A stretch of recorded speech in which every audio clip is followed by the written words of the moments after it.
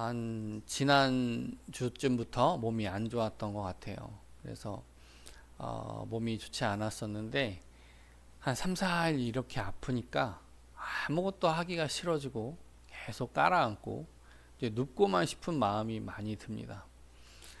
그런데 옆에서 사모가 계속 운동해야 된다고 했어요. 심지어 제가 발목도 조금 삐끗했는데도 불구하고 자꾸 운동을 해야 된다고 합니다. 그럴 때 어떻게 보면 이제 섭섭할 수도 있어요. 내가 지금 몸도 아프고 발목도 이렇게 삐어가지고 아픈데 무슨 운동이냐. 운동을 그래서 미뤘습니다. 미루니까 낫지를 않는 거예요. 그런데 어제 밤에 운동을 하니까 몸이 좋아지더라고요. 또 오늘 아침에도 일찍 일어나서 운동을 했더니 몸이 좋아지더라고요. 그러니까 우리가 이 원리를 통해서 알 수 있는 것은 예배는 그런 원리가 있습니다. 예배 드리기 싫다고 해서 있으면은 더 깔아앉게 되고 더 건강을 유지할 수가 없고, 그렇지만 일단 예배 나오면 우린 거기서 위로를 얻고 희망을 얻고 한 주를 살아갈 그런 영적인 힘을 얻는 것입니다. 그래서 저와 여러분들이 힘들지만 예배의 자리를 사수하고 또 주님의 뜻을 따라가시기를 예수님의 이름으로 축복합니다. 오늘 본문은 예수님과 베드로가 중심이 되어서 진행되고 있습니다. 오늘 본문의 이야기를 하기에 앞서서 예수님과 베드로가 3년 반 동안 어떠한 일들이 있었는가를 쭉 살펴보면 오늘 본문의 말씀이 더 잘 이해가 돼요. 예수님과 이 베드로의 첫 만남은 이제 그의 형제 안드레가 형제인 베드로에게 소개하는 장면으로 시작합니다. 안드레가 내가 메시아를 만났다라고 고백을 하고, 그 다음에 자기 형제 시몬 베드로죠. 그러니까 시몬에게 얘기해서 이제 예수님과 베드로를 만나게 합니다. 그런데도 별로 큰 일은 이제 벌어지지 않았어요. 바로 사도가 된 것은 아니라는 것입니다. 단지 시몬이라는 이름을 베드로로 게바라고 하는 그런 이름으로 바꿔주신 거예요. 이름을 바꾸었다는 것은 그렇게 되리라 라고 하는 거죠. 저희 부모님이 저의 이름을 큰 대에 어질 현자로 지어주셨는데 굉장히 자랑스럽게 생각을 하셨어요. 사람은 다 자기 이름에 대한 특별한 애정이 있지 않습니까? 근데 제가 제 이름 가지고 자랑을 하니까 제 친구가 크게 어지러운 거 아니냐고 그런 말을 농담을 했으면 저도 와 하고 웃었는데, 그래요. 저의 지금 상태는 크게 어지러울지도 몰라요. 그렇지만 그런 이름을 지어주신 것은 크고 어진 사람이 되어라 라는 선언적이고 소망적인 그런 의미가 담겨 있는 거죠. 이런 것처럼 베드로라고 하는 이름도 사실 베드로에게 너무나 안 어울려요. 그의 본명도 사실 안 어울립니다. 시몬은 시므온에서 왔고, 시므온은 야곱의 둘째 아들이면서 레아의 아들입니다. 그런데 이 시므온의 이름은 하나님께서 들으셨다, 내 기도를 들어주셨다, 내 억울함을 풀어주셨다, 이런 말입니다. 그러니까 이러한 게바라는 이름과 시몬이라는 이름은 다 너무너무나 좋은 이름들이에요. 그러나 베드로의 말을, 베드로의 성품을, 베드로의 성급함을 보면 사실은 시므온에도 이르지 못하는 부족한 면들이 너무너무나 많습니다. 일단 사도가 되기 전에 그는 물고기를 잡고 있었어요. 예수님 오셔서 깊은 곳에 그물을 던져라 그러시니까 마지못해 그렇게 한번 했는데 엄청나게 많은 물고기가 잡혔잖아요. 그때 베드로가 예수님 저랑 동업하시죠? 좋은 탐사 레이더가 되어 주십시오. 제가 2분의 1 떼드리겠습니다. 그런 영업적인 자본주의적인 그런 마인드가 있었던 것이 아니라, 주님 저를 떠나세요. 저는 죄인입니다. 저는 감히 예수님을 따라갈 수 없는 사람입니다. 라고 고백을 했습니다. 그러나 예수님께서는 끝내 그를 부르시고 사도로 이끌어 주셨어요. 사람을 낚는 어부가 되리라 라고 말씀을 하셨습니다. 그 이후에 도대체 얼마나 많은 사건들이 있었습니까? 예수님께서 설교하신 모든 내용들과 또 예수님께서 치유하신 행하심, 장모님의 열병을 나은 것으로 시작해서 뭐 안증병자, 문둥병자, 38년 된 병자, 수종병 걸린 사람, 중풍병자, 뭐 말할 수 없는 소경, 귀머거리, 다 말 못하는 사람, 그런 사람을 다 치료하시고 또 신혼집에서 물을 포도주로 바꾼 사건부터 시작해서 쭉 그 일들이 벌어지는데, 베드로에게 초점이 주목되는 장면들이 몇 개가 있죠. 첫 번째는 베드로가 물 위를 걸었던 사건이에요. 물 위를 걸었다. 정말 대단한 사건이죠.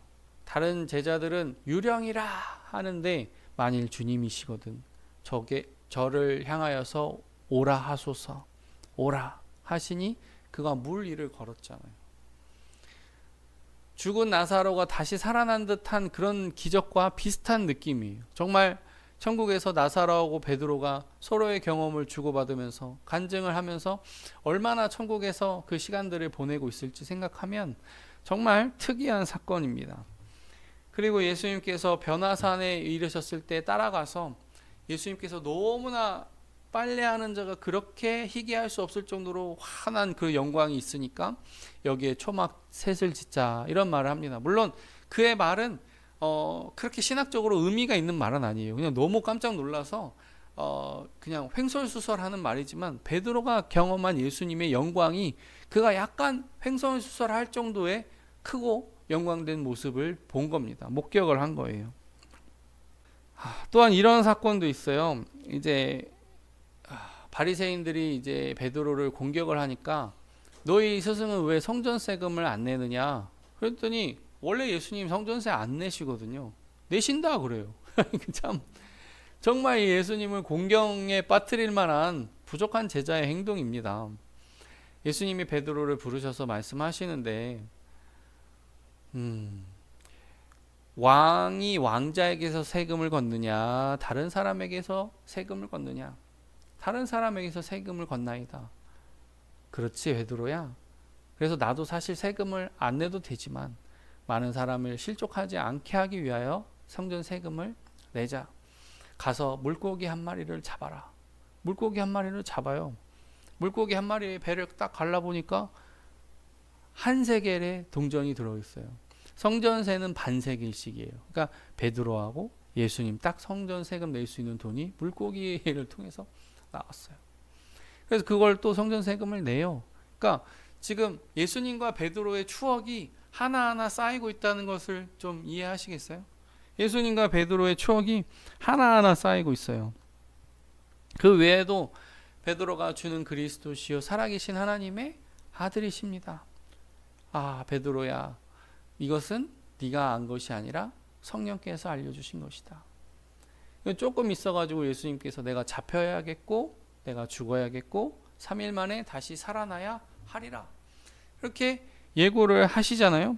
그럴 때 베드로가 예수님을 꾸짖었다고 되어 있습니다. 항명하며, 그러니까 약간요 멱살을 잡고, 그 장면을 화가로 이렇게 그림으로 남기신 화가분들의 그런 그림들을 보면 베드로가 예수님의 멱살을 잡고 다른 제자들이 황망해하면서 그렇게 하는데 예수님께서 이렇게 뿌리치시려고 하는 그 모습이 그려져요. 사단아 내 뒤로 물러가라. 제자 보고 제자가 이제 사단이 되었네요. 그러니까 사람은 천사도 될 수 있고 사단도 될 수 있어요. 하나님의 영에 감동되면 그렇게 위대한 신앙 고백을 남기기도 하고, 사단에게 내가 속해 있으면 예수님 절대 돌아가실 수 없습니다. 그렇게 죽으실 수 없습니다. 라고 제자가 정말 예수님의 멱살을 잡는 것 같은 그런 엄청난 일도 벌어집니다. 예수님께서 끊임없이 자기가 이제 죽어야 될 것과 다시 살아나야 될 것 말씀하시죠. 성만찬에서도 배신자가 있다, 이렇게 말씀을 하니까 베드로가 주여 저는 아니지요. 그 다음에 저기 손짓 이렇게 몸짓을 하면서 요한에게 누구인지 물어보게 하라. 다른 제자들을 살피고 그런 리더의 역할도 다 하고, 또 예수님께서 발을 씻어주신다고 하시니까 발뿐만 아니라 손과 머리도 씻겨 주십시오. 그러니까 이게 보면은요 정말 실수가 많아요. 그때도 제가 세족식 때도 설교를 하고 말씀을 드렸지만 그 12명의 그거를 다 씻으려면 물이 얼마나 필요하고 그 더러운 발, 그 사포라고 하는 그 고대 비누로 정말 제자들의 발을 씻기셨다면 그 물도 버려야 되고 수건은 또 몇 장이 필요했을까요? 12장? 근데 거기다 대고 손과 머리도 씻겨달라 그러니까 이 사람은 앞뒤 상황도 가리지도 못하고요. 그냥 어떻게 보면 약간 바보 같아요. 약간 바보 같아요. 그런데 그 제자를 향하여서도 끊임없이 알려주시고 설득하시잖아요. 또 제가 주를 위하여 감옥에 갈 것도 각오가 되어 있고 주를 위하여 죽을 것도 각오가 되어 있습니다. 그렇게 하니까 네가 오늘 닭 울기 전에 3번 나를 부인하리라. 그런데 베드로의 행동을 보면 약간의 연속성도 있었어요. 정말로 대제사장의 종 말고의 귀를 잘라서 저항의 의지를 드러냈죠. 예수님께서 칼을 칼집에 도로 꽂으라. 칼로 흥한 자는 칼로 망하리라. 말씀을 하시죠. 또 베드로가 도망가요.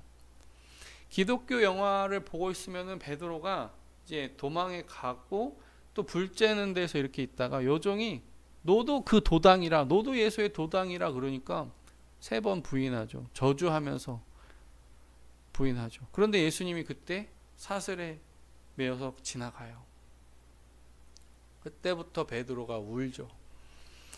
내가 주를 위하여 감옥에 갈 것도 각오가 되어, 주를 위하여 심지어 죽을 것도 각오가 되어 있다고 했는데 그 여종의 말에 그냥 무너져야 했던 자기 자신을 봅니다.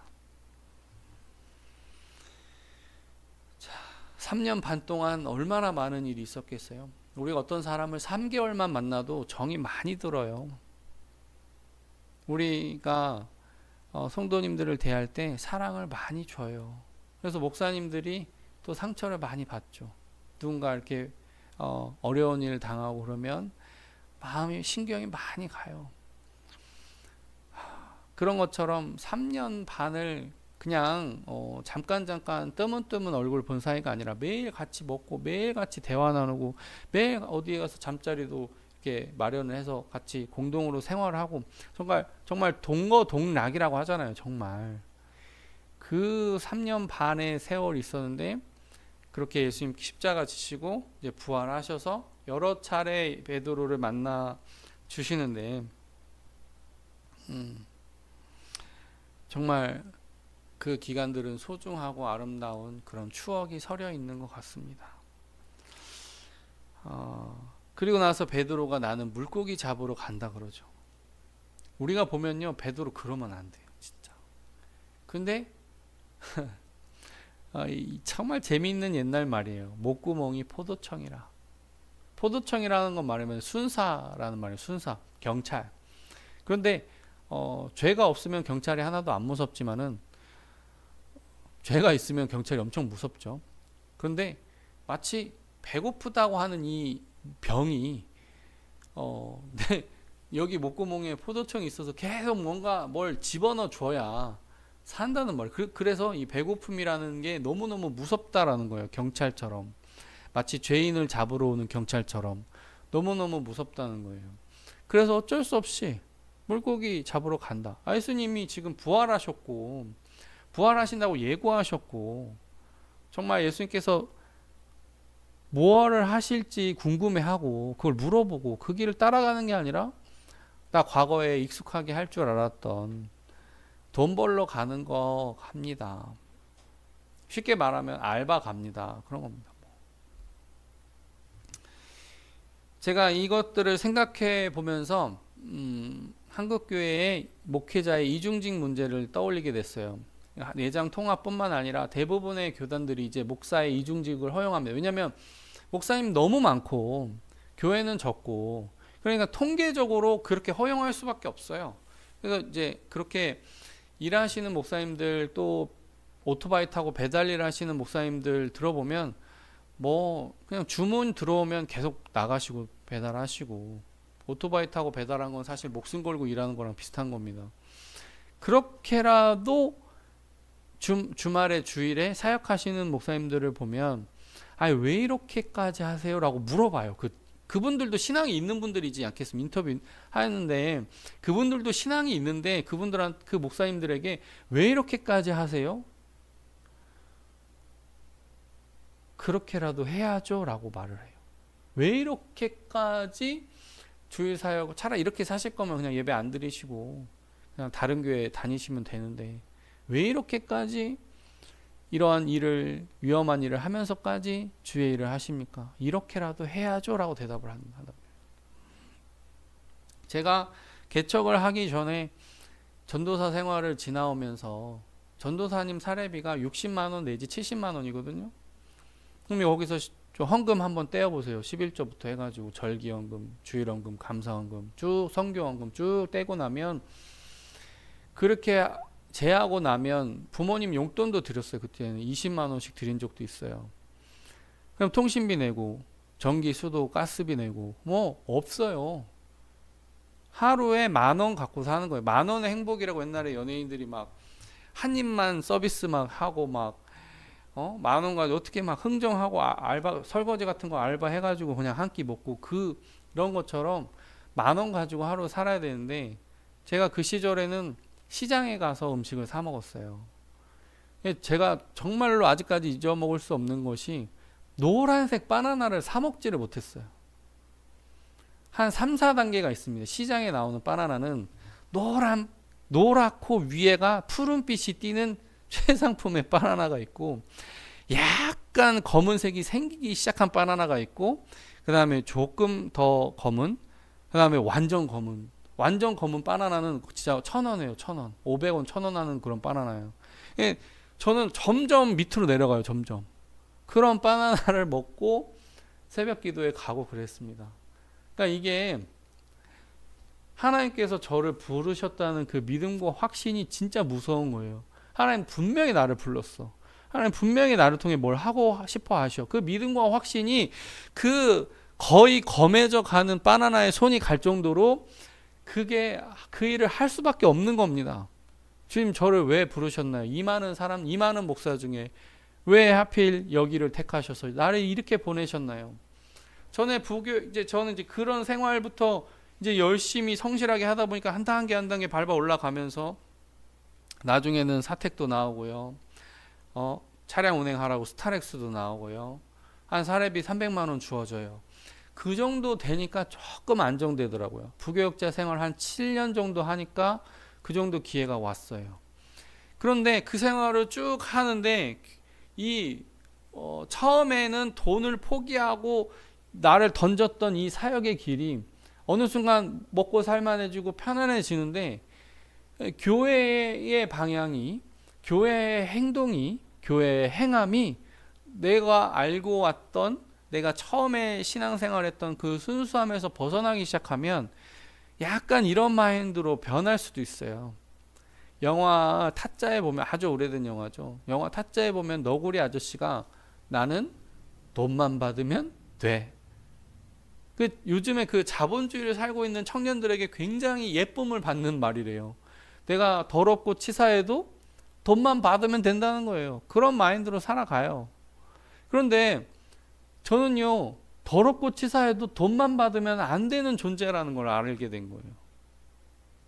목사는 자기 양심에, 자기 신앙의 양심에 거슬리면 괴로운 겁니다. 저는요, 이게 괴롭지 않은 목사는 조금 문제가 있다고 봐요. 교회에서 무슨 일이 벌어져도 그냥 입 다물고 가만히 그냥 교회에서 주는 사례비하고 사택이랑 스타렉스랑 그것만 있으면 돼라고 해서 버티기만 하면 모르겠어요. 저는 못하겠더라고요. 저는 못하겠어요. 그래서 정말 주방장이 칼을 깔끔하게 닦아놓고 나오는 마음으로 교회를 나왔습니다. 그리고 개척을 했어요. 그리고 나서 개척을 하고 나서 일을 하니까 물론 보람도 있죠. 제가 지난번에 설교한 것처럼 나로 인해서 내 세제 배달을 통해서 그 식기세척기가 잘 돌아가게 되고, 식기세척기가 잘 위생적으로 깨끗이 돌아가야 학생들이 먹을 수 있는 식판이 잘 놓여지고, 내가 뭔가 이 전라북도 학교권에 한 40개 100개, 50개 학교에 기여하고 있구나. 그런 느낌도 소중하지만은 오늘 말씀에 생각해 보면 그런 것보다 나를 더 사랑하느냐라고 묻고 계셔요. 오늘 본문에 근거하면 의미 있죠. 알바하고 그 수백 명의 수천 명의 학생들 식사하는 거 도와주고 나도 돈을 300만 원 벌었다가 이제 한 푼도 못 받으니까 단돈 100만 원이라도 그렇게 벌어서 집에 갖다 주고 최소한 부끄러운 남편 되고 싶지 않아서 그렇게 막 불철주야 새벽부터 일어나 가지고 막 6시 반에 세제통 담고 막 그랬으니까 새벽 예배는 더 일찍 드리고 나갔었고 그렇게 지내는 것보다 주님은 저에게 더 사랑하느냐고 묻고 있는 거예요.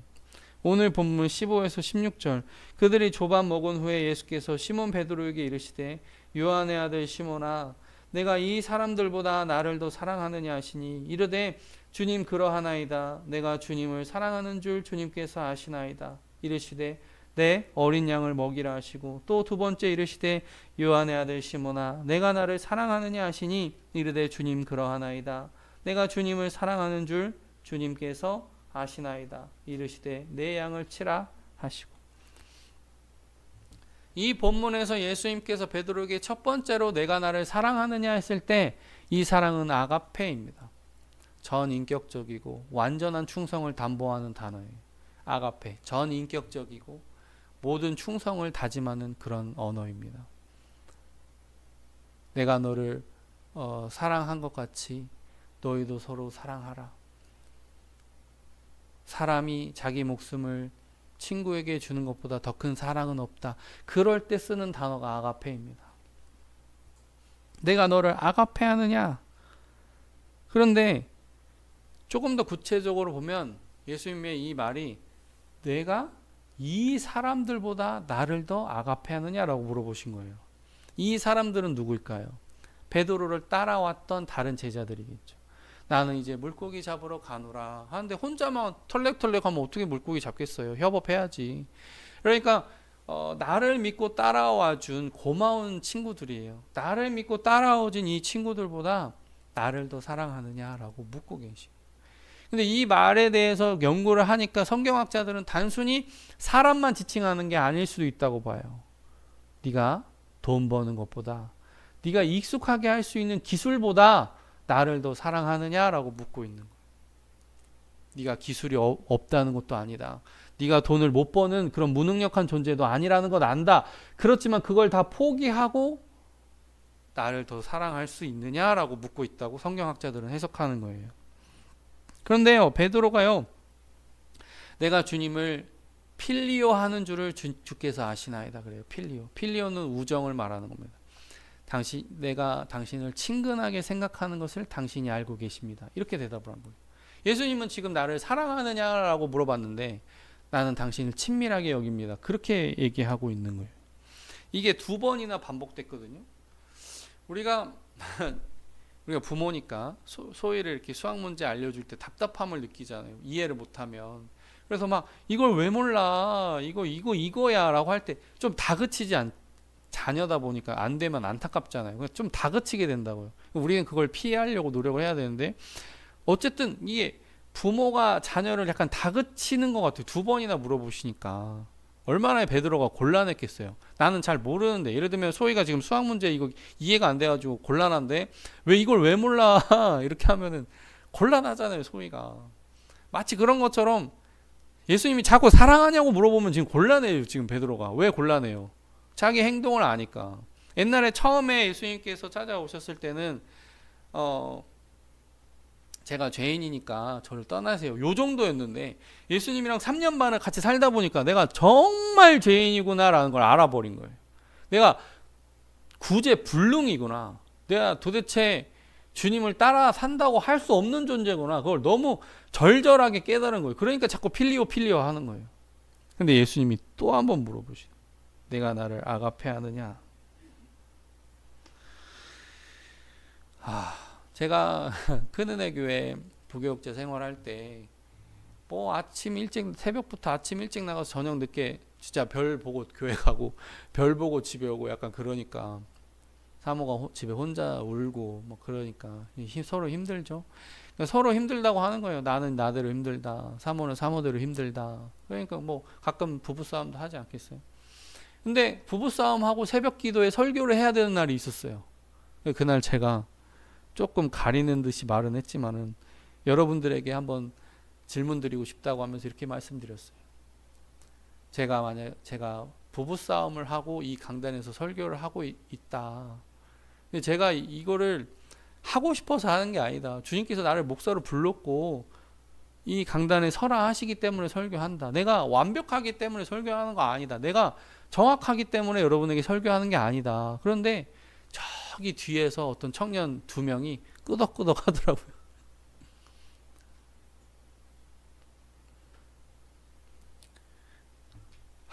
주님이 불러서 하는 겁니다. 저도 주님이 불러서. 왜 불렀는지도 몰라요. 근데 주님이 불러서 정답을 얘기하는 거예요. 저도 잘 안 되지만 가끔. 이어지는 17절. 세 번째 이르시되 요한의 아들 시몬아 내가 나를 사랑하느냐 하시니.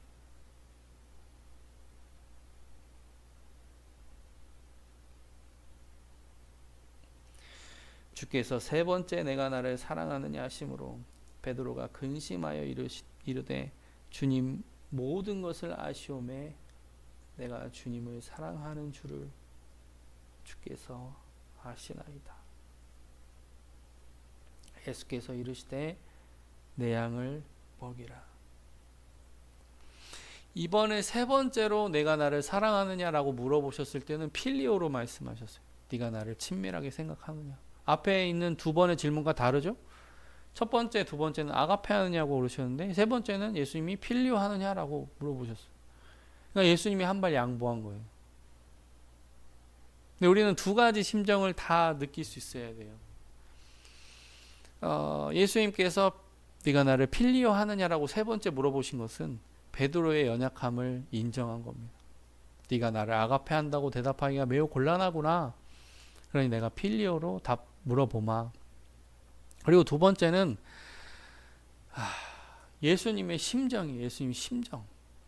아니 하늘 보좌를 버리시고 말구유로 오셔가지고 3년 반 그렇게 고생하시고 그래서 수제자한테 사랑한단 말 한번 들어보고 싶어가지고 하나님이 인간에게 사랑하느냐 그 한마디 듣고 싶어가지고 3번이나 물어보는 그 예수님의 아픈 마음도 우리는 볼 수 있어야 돼요. 결국에는 베드로가 필리오로 대답을 하니까 내 양을 먹이라 라고 말씀하셨어요. 이 3번의 질문은 베드로가 예수님을 3번 부인했던 것을 감싸주시는 행동입니다. 베드로가 3번 부인했잖아요. 저주하면서. 예수님께서 내가 나를 사랑하느냐 물어보심으로 말미암아 내 양을 먹이라, 내 양을 치라, 내 양을 먹이라 이렇게 말씀하심으로 말미암아 그 모든 허물을 덮어주셨다는 거예요. 다시 제자에서 사도로 삼아주신 거예요. 저는요 여기서 큰 힌트를 얻어요. 이 말씀들에서 어떤 힌트를 얻냐면